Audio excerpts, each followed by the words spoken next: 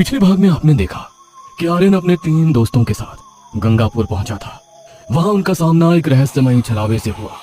उस रात राहुल, राजेश और प्रिया हमेशा के लिए गायब हो गए। आर्यन किसी तरह अपनी जान बचाकर लौट आया, लेकिन उसके मन में एक सवाल अब भी जिंदा था।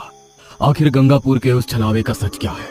अब आगे सच जानने की यही जिद उसे एक बार फिर गंगापुर की ओर खींच लाई। रात के लगभग 12 बज रहे थे। आर्यन की जीप गंगापुर के टूटे हुए प्रवेश द्वार के सामने आकर रुकी। आर्यन नीचे उतरा। उसकी नजर प्रवेश द्वार के पास पड़ी। वहीं ठीक उसी जगह एक परछाई बैठी थी, स्थिर, लाल साड़ी, सिर पल्लू से ढका हुआ, चेहरा दिखाई नहीं दे रहा था, ना हिली ना सिर उठाया, जैसे आर्यन का इंतजार कर रही हो। आर्यन का दिल तेज धड़कने लगा। उसने कलाई पर बंधे धागे को कसकर पकड़ा, आंखें बंद की और मंत्र बुदबुदाने लगा। ओम नमः शिवाय, ओम नमः शिवाय, ओम नमः शिवाय, ओम नमः शिवाय। कुछ सेकंड बाद हवा रुक गई। जब उसने आंखें खोली, आकृति गायब थी। सामने सिर्फ टूटा हुआ दरवाजा और गहरा सन्नाटा। गांव में कोई तो होगा जो मुझे सच्चाई बताएगा। वह गंगापुर के भीतर कदम रख चुका था। दूर कहीं जंगली कुत्तों के भौंकने की आवाज गूंज रही थी। कुछ देर चलने के बाद आर्यन उसी चौराहे पर पहुंचा जहां पिछली बार चारों दोस्त खड़े थे। उसने आवाज लगाई, कोई है यहाँ? कोई है क्या? सन्नाटा, कोई जवाब नहीं। मुझे मंदिर के पास जाना होगा। पिछली बार वहीं पास में हमें वो बूढ़ा चौकीदार मिला था। वो तेज कदमों से मंदिर की ओर बढ़ गया। मंदिर की टूटी सीढ़ियों पर एक आदमी बैठा बैठा सो रहा था। सुनिए भाई साहब। आदमी अचानक उठ बैठा। उसकी आंखों में गुस्सा और डर दोनों थे। कौन हो तुम और इस वक्त यहाँ क्या कर रहे हो? रात में इस गांव में आना मना है। मैं पहले भी आया था यहाँ। मेरे दोस्त यहीं से गायब हुए थे। उस छलावे ने उन्हें मुझसे छीन लिया। मैं भागने नहीं आया, सच जानने आया हूँ। वो बेगुनाह लोगों को अपना शिकार क्यों बनाता है? बेगुनाह? बेगुनाह तुम हो? क्या मतलब? वो तुम ही थे जिसकी वजह से मेरे पिताजी मंदिर की सीमा से बाहर गए। नहीं, मेरी वजह से? उस रात मैं बीमार था, पहरेदारी पिताजी कर रहे थे। उन्होंने तुम्हारी चीख सुनी, तुम मदद के लिए चिल्ला रहे थे। आर्यन की आंखें फैल गईं।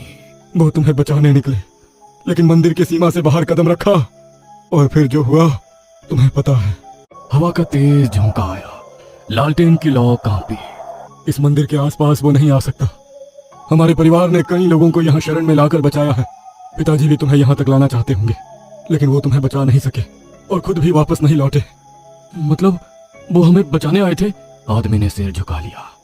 कुछ पल चुप रहा। हाँ, हमारे परिवार को यही काम मिला है पीढ़ियों से, इस मंदिर की रक्षा करना और गांव को उस चीज से बचाना। हमने बहुत लोगों को बचाया है, लेकिन अपने ही घर के लोगों को खोया भी है। लेकिन ये छलावा ऐसा क्यों करता है? वो लोगों को मारता क्यों है? ये कहानी लंबी है। पिताजी ने मुझे बताई थी और उन्हें उनके दादा ने। हवा अचानक ठंडी हो गई। जिसे तुम आज गांव की बद्दुआ समझते हो, उसका नाम है चमेली। आर्यन आदमी के पास जाकर बैठ गया। लोग कहते हैं वो भली थी, लोग कहते हैं वो मदद करती थी, लेकिन सच अक्सर कहानी से अलग होता है। वो ताकत चाहती थी, ऐसी ताकत जो पूरे गांव को उसके सामने झुका दे। तभी दूर कहीं उल्लू की आवाज गूंजी। ये कहानी आज की नहीं है, करीब 70-80 साल पुरानी है। उस समय गंगापुर आज जैसा खंडहर नहीं था। 70-80 साल पहले गंगापुर पर सूखे की मार पड़ी थी। गांव के कुएं आधे सूख चुके थे। तालाब में सिर्फ कीचड़ बची थी। लोग पानी नाप कर पीते थे। बच्चों के हिस्से का पानी बड़े छोड़ देते थे। पंचायत में किसी ने याद दिलाया, जंगल के किनारे एक पुराना कुआं है, सालों से बंद पड़ा है। कुछ लोग डर गए। वो कुआं अशुभ है। लेकिन सच्चाई कुछ और थी। वो कुआं चमेली के दादा ने बंद करवाया था। कहा जाता था उस कुएं में सिर्फ पानी नहीं, खजाना भी दबा है, और उस खजाने की रखवाली कोई इंसान नहीं, कुछ और करता है। जब हालात बदतर हुए, पंचायत बैठी, फैसला हुआ, कुआं खोला जाएगा। उसी वक्त चमेली खड़ी हो गई। गांव की भलाई चाहते हो तो वो कुआं मत खोलो, जो नीचे है उसे नीचे ही रहने दो। उसकी आवाज में डर कम, बेचैनी ज्यादा थी। गांव वालों को लगा उसे कुछ पता है, और शक धीरे धीरे लालच में बदल गया। पंचायत ने फैसला किया, कुआं खोल दिया गया, पत्थर हटाए गए, जंग लगी, जंजीरें तोड़ी गई। जैसे ही ढक्कन टूटा, कुएं से एक ठंडी बासी हवा निकली। लोगों ने सोचा पानी मिलेगा, लेकिन उसी रात जिन 20 लोगों ने कुआं खोला था, वो सब एक एक करके मरे मिले। किसी के शरीर पर घाव नहीं था, कोई खून नहीं, पर उनके चेहरे जमे हुए डर से भरे थे। मरने वालों में से एक आदमी आखिरी सांसों में फुसफुसाया, कुएं में खजाना है, चमेली हमें रोक रही थी, वो खुद लेना चाहती थी और वो मर गया। यहीं से गांव का भरोसा टूट गया। उसी रात कुछ लोगों ने देखा चमेली अकेली उसी कुएं के पास बैठी है। जमीन पर अजीब निशान बने थे। सामने एक दिया जल रहा था। वो कुछ बुदबुदा रही थी। उसके चेहरे पर डर नहीं था। अरे वो तंत्र कर रही है, वो खजाना अपने लिए चाहती है, उसी ने सबको मरवाया है। भीड़ इकट्ठा हुई। किसी ने उसकी बात नहीं सुनी। उसे घसीटकर उसी कुएं में जिंदा फेंक दिया गया। जैसे ही वो कुएं में गिरी, एक आवाज बाहर आई। आज तो मुझे खत्म कर रहे हो, लेकिन आज के बाद इस गांव में कोई चैन से नहीं सोएगा। उसी रात से गंगापुर में नींद मर गई। सूरज ढलते ही दरवाजे बंद हो जाते, खिड़कियों पर कुंडियां चढ़ा दी जाती, क्योंकि कहा जाता था जो भी अंधेरा होने के बाद बाहर निकला वो सुबह तक जिंदा नहीं मिला।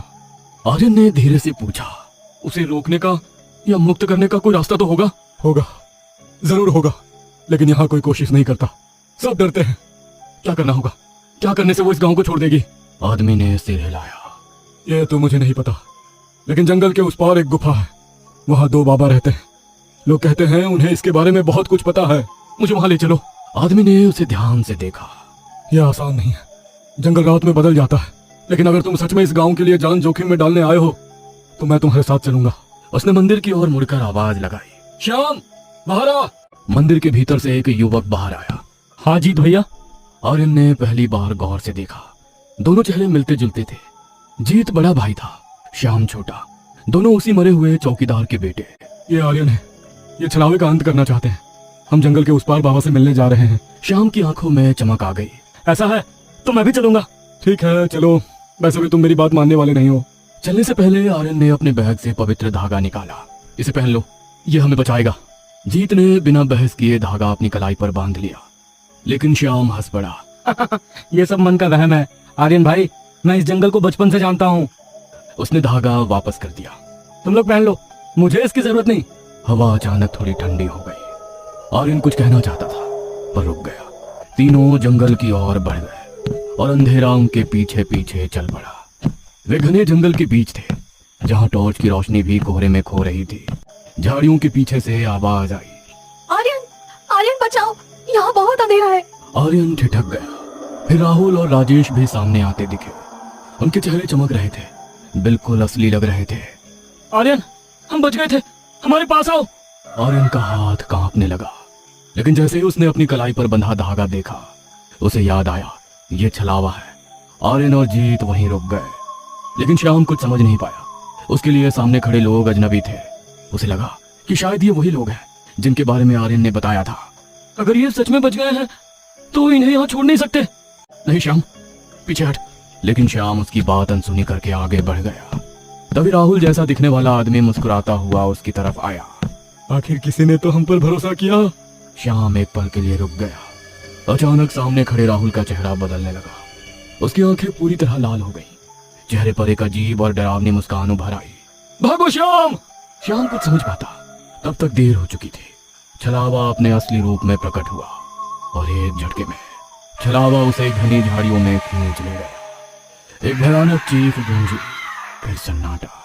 जीत फूट फूट कर रोने लगा। आर्यन ने जीत को संभाला। पवित्र धागे की वजह से छलावा उनके करीब नहीं आ पा रहा था। वो हवा में तैरते हुए दूर से उन्हें घूर रहा था। वे हाँफते हुए साधु की गुफा की ओर भाग रहे थे। जब वे गुफा के पास पहुंचे तो उनका दिल दहल गया। गुफा के बाहर कई इंसानी खोपड़ियां टंगी हुई थी। दोनों डरते डरते अंदर गए।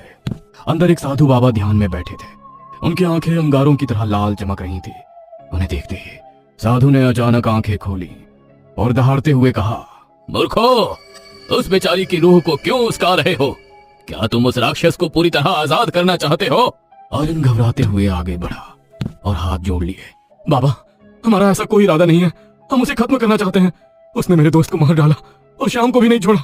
अगर उसे नहीं रोका गया तो ना जाने कितने और लोगों की जान चली जाएगी। बाबा, सालों से ना जाने कितने लोग उसका शिकार हो चुके हैं। अगर उसे अब नहीं रोकेंगे तो कब रोकेंगे? साधु की आंखों की कठोरता कुछ कम हुई, लेकिन उसकी आवाज अब भी भारी थी। खत्म? उसे खत्म नहीं किया जा सकता। जीत ने अविश्वास से उनकी ओर देखा। तो क्या हम यूं ही मरते रहे? क्या उसके आतंक का कभी अंत नहीं होगा? वो प्रेत नहीं है, वो एक अधूरा संकल्प है। कुछ कीजिए बाबा, वो बेगुनाह लोगों को मार रही है।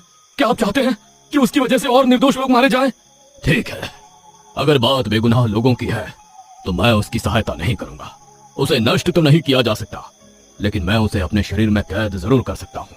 यह सुनकर आर्यन और जीत के चेहरे पर उम्मीद लौट आई। साधु ने अपनी आंखें बंद की और मंत्रोच्चार शुरू कर दिया। ओम रोम कं स्वाहा, ओम रोम कं स्वाहा, ओम रोम कं स्वाहा, ओम रोम कं स्वाहा। मंत्रों की गूंज पूरी गुफा में फैल गई। अचानक काला धुआं प्रकट हुआ और उसके बीच चमेली की भयानक आकृति दिखाई देने लगी। वो छटपटाने लगी, लेकिन साधु के मंत्रों के आगे उसकी एक ना चली। कुछ ही क्षणों में उसकी पूरी आकृति धुएं में बदलकर साधु के शरीर में समा गई। साधु ने धीरे धीरे अपनी आंखें खोली। अब वो मेरे भीतर कैद है। जब तक मैं जीवित हूं वो किसी का कुछ नहीं बिगाड़ सकती। तभी गुफा का माहौल और गहरा हो गया। एक पुराना भयानक स्वर गूंजा। अंधेरी गुफा के गुरु प्रकट हुए। उनकी आंखों में आग और गुस्सा था। वे धीमे धीमे गुफा में कदम रखते हुए बोले, ये क्या किया शिष्य? चमेली को कैद नहीं कर रहा था।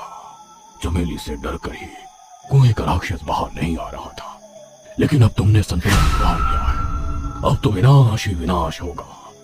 अब तक तो राक्षस जाग चुका होगा।